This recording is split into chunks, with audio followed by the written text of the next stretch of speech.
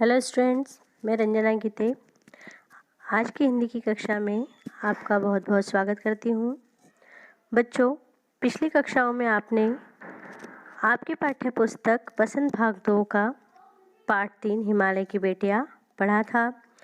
उसके प्रश्न उत्तर भी पढ़े आपने। अब हम देखेंगे इसकी व्याकरण पाठ से संबंधित जो व्याकरण दी गई है, जिसमें पाठ में लिखा होता है भाषा की बात। तो आज हम वही भाषा की बात में कौन कौन से प्रश्न हैं, किस तरह के प्रश्न हैं, उन सभी को समझते हुए उसे करने का प्रयास आप करेंगे। पहला प्रश्न है इसमें, देखिए, अपनी बात कहते हुए लेखक ने अनेक समानताएं प्रस्तुत की है। ऐसी तुलना से अर्थ अधिक स्पष्ट एवं सुंदर बन जाता है। उदाहरण के लिए, संभ्रांत महिला की भांति वे प्रतीत होती थी। माँ और दादी, मौसी और मम्मी की गोद की तरह उनकी धारा में डुबकियां लगाया करता। अन्य पाठों से ऐसे 5 तुलनात्मक प्रयोग निकालकर कक्षा में सुनाइए और उन सुंदर प्रयोगों को कॉपी में भी लिखिए। बच्चों, ये जो हमने पाठ पढ़ा था हिमालय की बेटियां, आपने इसमें देखा होगा कि इसमें कई ऐसे शब्द आए हैं जिनकी तुलना की गई है। लेखक ने किसी न किसी निर्जीव वस्तु की तुलना उसने सजीव के साथ में की है, या एक दूसरे से नदियों की तुलना माँ से की है, बहन से की है, हिमालय को पिता के समान बताया है। तो इस प्रकार से तुलना की गई है। तो आपको भी आपके जो भी अन्य पाठ हैं, दूसरे पाठ हैं, उन पाठों से इस प्रकार के जो प्रयोग है उन्हें छांटकर लिखना है जिसमें तुलना की गई है। उदाहरण के लिए आपने पहला पाठ पढ़ा था हम पंछी उन्मुक्त गगन के, ये कविता थी। तो इसमें आपने पढ़ा था कि लाल किरण सी चोंच खोले चुगते अनार के दाने। अब यहाँ पर लाल किरण सी चोंच खोले चुगते तारक अनार के दाने, तो यहाँ पर चोंच को, लाल रंग की चोंच को यहाँ पर किरण के समान बताया है, और जो अनार के तारे हैं उन्हें अनार के दानों के समान बताया है। तो यहाँ पर अनार और तारों की तुलना की गई है, चोंच और लाल किरण की तुलना की गई है। तो इस प्रकार के और भी प्रयोग आपको अन्य पाठों से ढूंढना है और उन्हें आपको कॉपी में लिखना भी है। ये प्रश्न आप अपनी कॉपी में जरूर करें। अगला प्रश्न है, निर्जीव वस्तुओं को मानव संबंधी नाम देने से निर्जीव वस्तुएं भी मानव जीवित हो उठती है। हमने पाठ में पढ़ा है कि बहुत सारी जो निर्जीव चीज़ें, वस्तुएं हैं ना, हिमालय है, नदियां हैं, बहुत सारे ऐसे आए हैं, इन्हें लेखक ने मानव से तुलना करते हुए, मानव का नाम देते हुए उन्हें हमें बताया है। लेखक ने इस पाठ में कई स्थानों पर ऐसे प्रयोग किए हैं। जिस प्रकार से मैंने अभी बताया कि उन्होंने नदियों को बेटियों के समान बताया है, बहन के समान बताया है, माँ के समान बताया है, प्रेयसी बताया है। उसी प्रकार हिमालय को ससुर भी बताया है, पिता बताया है। तो इस प्रकार से उन्होंने कई निर्जीव वस्तुओं के साथ में मानव संबंधित जो नाम है उनको जोड़ा है और मानव से जोड़ दिया है। तो इस प्रकार के प्रयोग आपको देखना है। पहला देखिए, परंतु इस बार जब मैं हिमालय के कंधे पर चढ़ा तो वे कुछ और रूप में सामने थे। वैसे तो यदि देखा जाए व्याकरण के अनुसार, तो ये जो है निर्जीव वस्तु का सजीव के साथ तुलना करना या मानव के साथ उसका नामकरण करना, तो ये जो है ये एक अलंकार है। अलंकार जो कि भाषा को सुंदरता प्रदान करते हैं, सजाते हैं। तो यहाँ पर मानवीकरण अलंकार का प्रयोग किया गया है। निर्जीव वस्तु को जब सजीव का नाम दिया जाए, मानव के साथ उसका नाम जोड़ा जाए, तो उसे मानवीकरण अलंकार कहते हैं। तो यहाँ पर जैसे कि हिमालय के कंधे पर, हिमालय के कोई कंधे नहीं है, लेकिन जब हिमालय ऊंचाई पर लेखक चढ़ा तो उसने वहाँ की जो शिखर है उस शिखर को उसने कंधे के समान बताया। तो यहाँ पर कंधा शब्द जो है वह हम मानव के लिए ही प्रयोग करते हैं, लेकिन यहाँ पर लेखक ने हिमालय के लिए प्रयोग किया है। उसी प्रकार काका कालेलकर ने नदियों को लोक माता कहा है। अब यहाँ पर काका कालेलकर के द्वारा नदियों को माता का नाम दिया गया है। नदी एक प्रकार से हम कहें तो निर्जीव है, और जो माता शब्द होता है वह किसी मानव के लिए, सजीव के लिए ही प्रयोग होता है। तो पाठ से इसी तरह के उदाहरण आपको भी ढूंढना है। उदाहरण के लिए मैंने एक दो उदाहरण लिखे हैं, जैसे संभ्रांत महिला की भांति प्रतीत होती थी।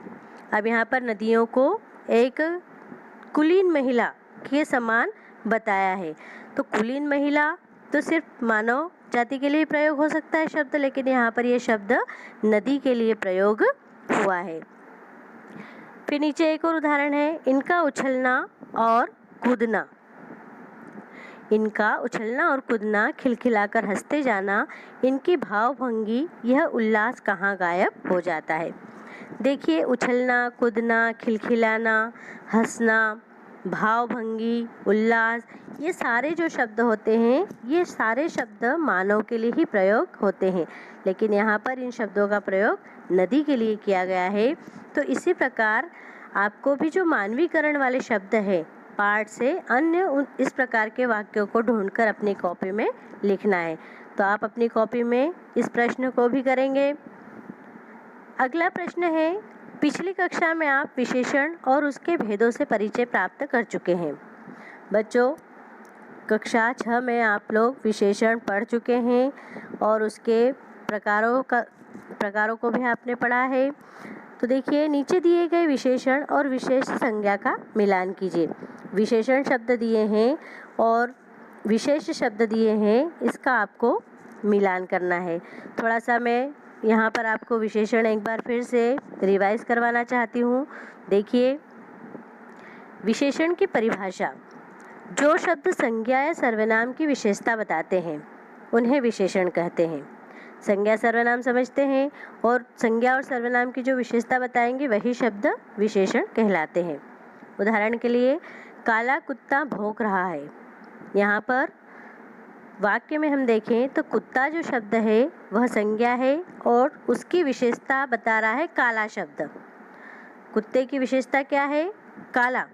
और तो इस प्रकार से काला जो शब्द है वह यहाँ पर विशेषण का कार्य कर रहा है। उसी प्रकार एक और उदाहरण, लंबा लड़का खेल रहा है।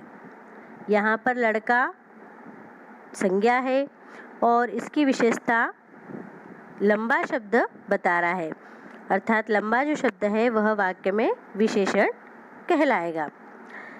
विशेषण हमने समझा कि जिन शब्दों संज्ञा सर्वनाम की विशेषता बताने वाले शब्द विशेषण। अब विशेष्य क्या होता है? देखिए, जिस शब्द की विशेषता प्रकट की जाए उसे विशेष्य कहते हैं, अर्थात जिसकी विशेषता बताई जा रही है, जिस शब्द की विशेषता बताई जा रही है उस शब्द को हम विशेषण कहते हैं। तो देखिए इसका उदाहरण, वही उदाहरण हम लेंगे, काला कुत्ता भौंक रहा है। अभी हमने देखा कि काला कुत्ता संज्ञा है, उसकी विशेषता काला है, तो काला यहाँ पर विशेषण था, लेकिन विशेषता किसकी बता रहा है? काला शब्द किसकी विशेषता बता रहा है? कुत्ता शब्द की बता रहा है। तो यहाँ पर कुत्ता जो शब्द जिसकी विशेषता बताई जाए, तो यहाँ पर कुत्ते शब्द की विशेषता बताई जा रही है, तो यह हो गया विशेष्य। लंबा लड़का खेल रहा है। लंबा जो शब्द है किसकी विशेषता बता रहा है? लड़का शब्द की विशेषता बता रहा है, तो लड़का शब्द कहलाएगा विशेष्य। तो इस प्रकार से विशेषण और विशेष्य आपको समझ में आए होंगे। और उदाहरण देख लीजिए, विशेष्य और विशेषण। रंग बिरंगे फूल। रंग बिरंगे विशेषण विशेषता बता रहे हैं, फूल की विशेषता बता रहे हैं, तो फूल हो गया विशेष्य। फूल कई तरह के, लाल, गुलाबी, सफ़ेद, पीले, नारंगी, तो लाल फूल, गुलाबी फूल।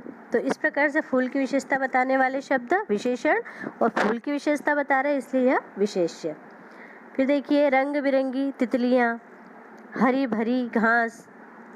ठीक है, तो आपको इस प्रकार से इन शब्दों को मिलान करना है, विशेषण और विशेष्य जो आपकी पुस्तक में दिए गए हैं, इसको आप कॉपी में मिलान करें। अगला प्रश्न है, द्वंद्व समास के दोनों पद प्रधान होते हैं। इस समास में और शब्द का लोप हो जाता है। जैसे राजा रानी द्वंद्व समास है, जिसका अर्थ है राजा और रानी। पाठ में कई स्थानों पर द्वंद्व समास का प्रयोग किया गया है। इन्हें खोजकर वर्णमाला क्रम अर्थात शब्दकोश शैली में लिखिए। बच्चों, समास शायद आपने नहीं पढ़े होंगे। यहाँ पर मैं अभी आपको इस प्रश्न को अच्छे से समझाने के लिए थोड़ा सा शॉर्ट में समास को पहले बताऊंगी, उसके बाद हम इस प्रश्न को फिर से एक बार देखेंगे किस तरह से करना है। तो देखिए, समास क्या है और समास के प्रकार क्या है, उसकी परिभाषा क्या है। सबसे पहले हम उसकी परिभाषा देख लें। दो या दो से अधिक शब्दों से मिलकर बने हुए नए और सार्थक शब्दों को समास कहते हैं।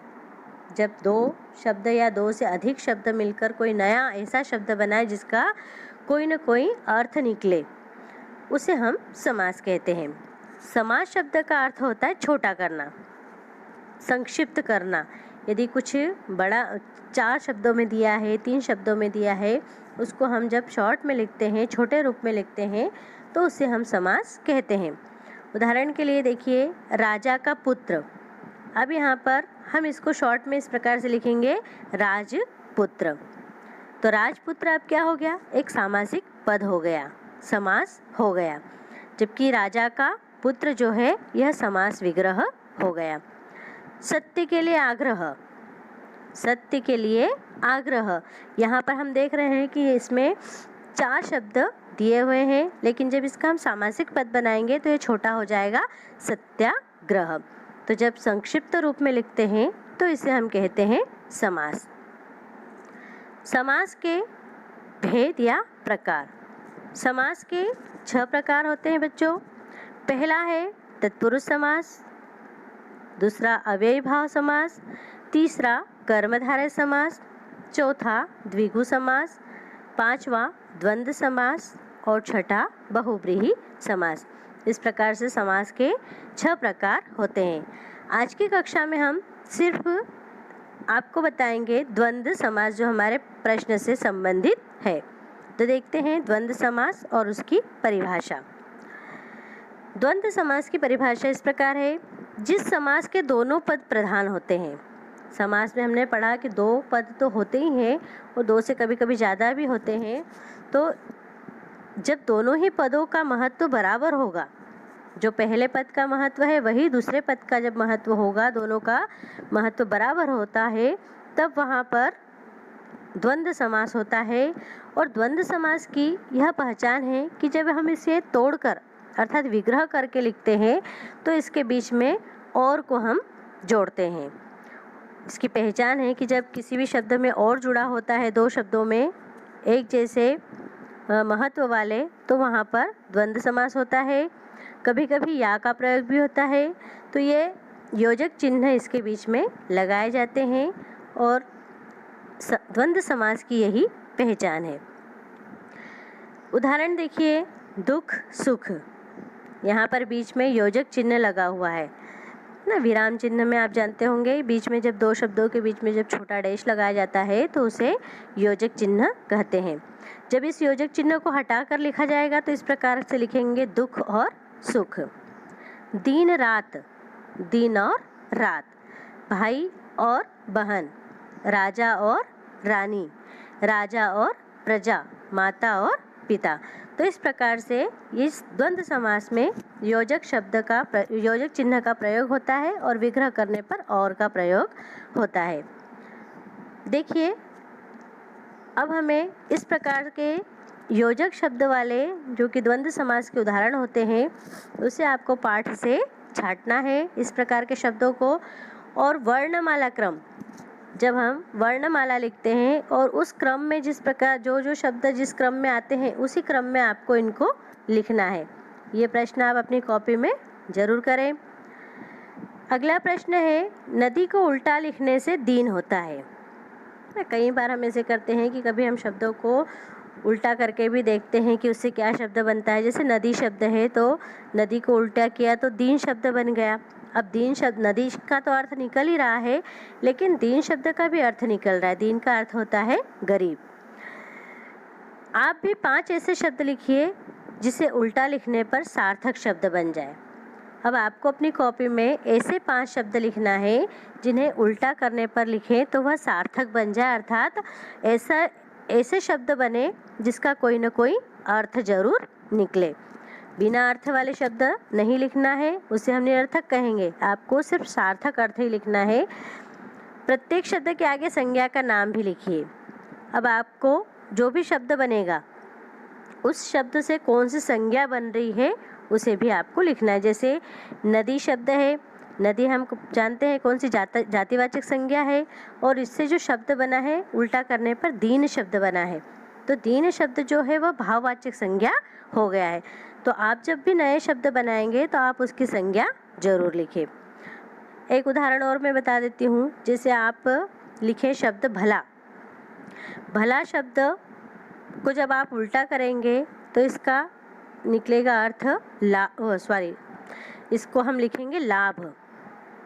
लाभ शब्द जो है सार्थक बन गया। उसी प्रकार आपने हरा शब्द लिखा, हरा को उल्टा करेंगे तो राह शब्द बन गया। मतलब आप जो उल्टा शब्द बनाएंगे तो उसका कोई ना कोई अर्थ जरूर निकलना चाहिए। इसे भी आप अपनी कॉपी में करने का प्रयास करें। अगला प्रश्न है, समय के साथ भाषा बदलती है, शब्द बदलते हैं और उनके रूप बदलते हैं। जैसे बेतवा नदी के नाम का दूसरा रूप वेत्रवती है। बेतवा नदी को वेत्रवती कहा जाता था।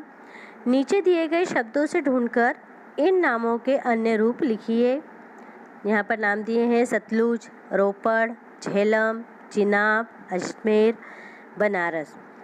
आपको यहाँ पर बॉक्स में दिए गए हैं, लेकिन यहाँ पर आपको मैं बता दूं क्योंकि ये पहले के नाम है या परिवर्तित हो चुके हैं, तो मैं आपको इसका सॉल्यूशन बता रही हूँ। जैसे सतलुज है, सतलुज को पहले कहा जाता था शतद्रुम।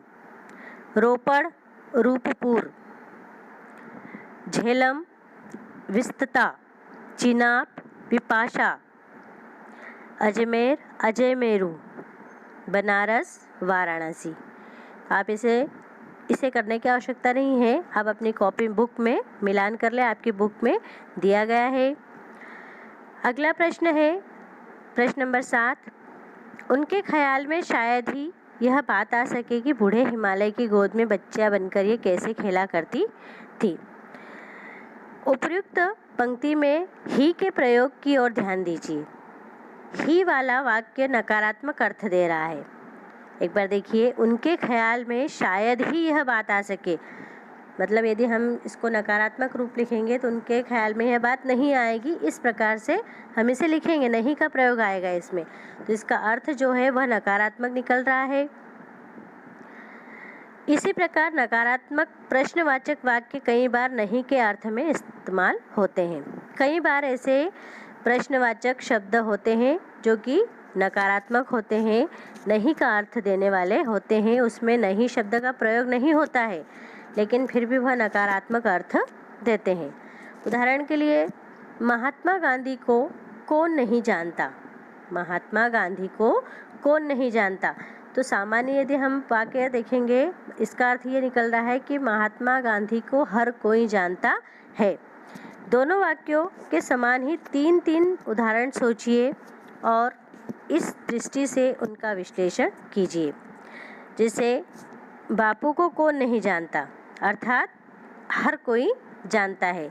ऊपर भी जो दिए गए हैं इस प्रकार के वाक्य आपको जो ही अर्थ वाले हैं उसमें आपको नकारात्मक वाक्य इसी प्रकार के बनाकर लिखना है, और नीचे जो वाक्य है उसमें नहीं है तो नहीं को मतलब इस अर्थ में देना है कि हर कोई जानता है ना। इसमें यहाँ पर नकारात्मक नहीं का प्रयोग जरूर है, लेकिन अर्थ नकारात्मक नहीं निकल रहा है।